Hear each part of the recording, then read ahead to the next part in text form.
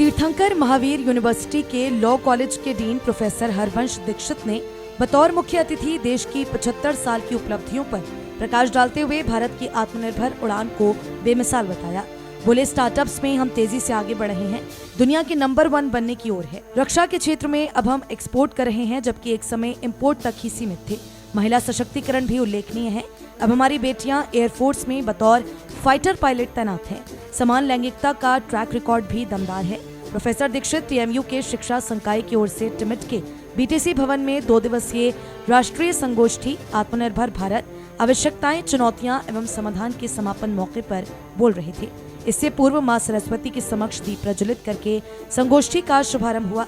कार्यक्रम की अध्यक्षता प्रोफेसर MP सिंह, डीन छात्र कल्याण विभाग ने की। संगोष्ठी में ब्लेंडेड मोड में 210 रिसर्च पेपर प्रेजेंट हुए। इससे पूर्व मुख्य अतिथि प्रोफेसर हरवंश दीक्षित और बतौर विशिष्ट अतिथि associate dean professor Manjula Jain का बुके देकर स्वागत किया गया।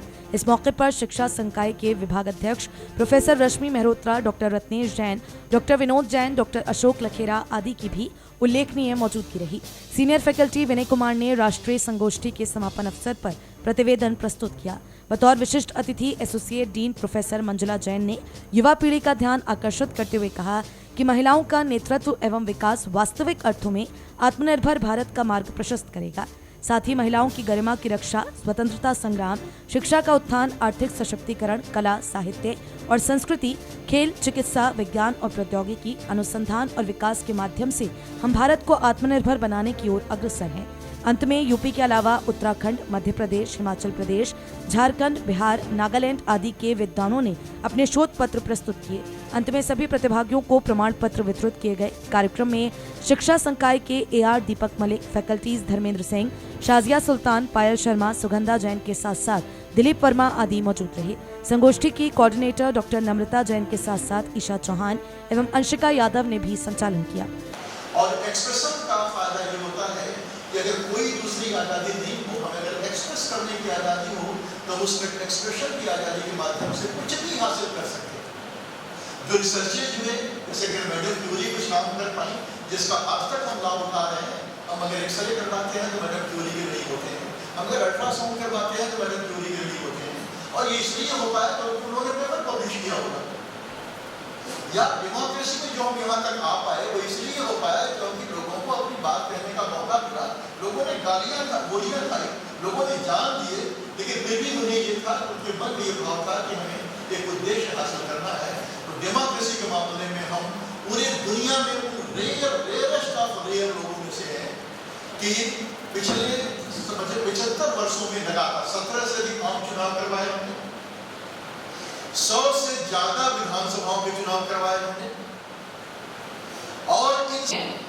और वो गुण जो है, क्योंकि नेचर है, फीमेल्स का ये नेचर होता है कि they are more compassionate, they are more understanding and they are the creators of this humanity.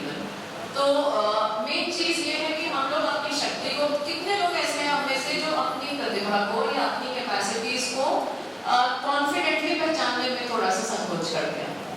हर इंसान को, जो भी हम सब भगवान के बच्चे हैं, और भगवान ने हर किसी को किसी ना किसी एक जो विशेषता है उसको पहचाने, and then only we can be contributing towards Aatmanirbhar Bharat.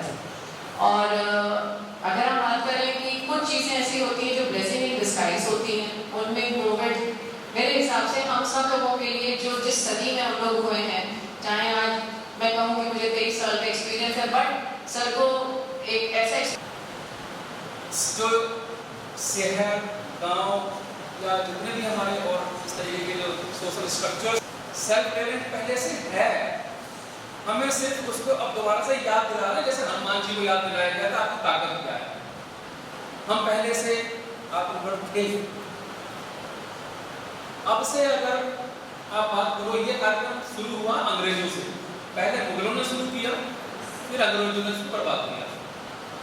हम बाहर से कुछ नहीं मंगाते थे, खाना अपने यहाँ पैदा करना, कपड़े अपने यहाँ तैयारी करनी है, मकान अपने यहाँ, जितना इंफ्रास्ट्रक्चर वाली चीजें हैं वो हमें अपने यहाँ से मिल रही थी। तो हमारा देश तो इतना समृद्ध रहा है और आज भी होने की दिशा में मूव कर रहे हैं।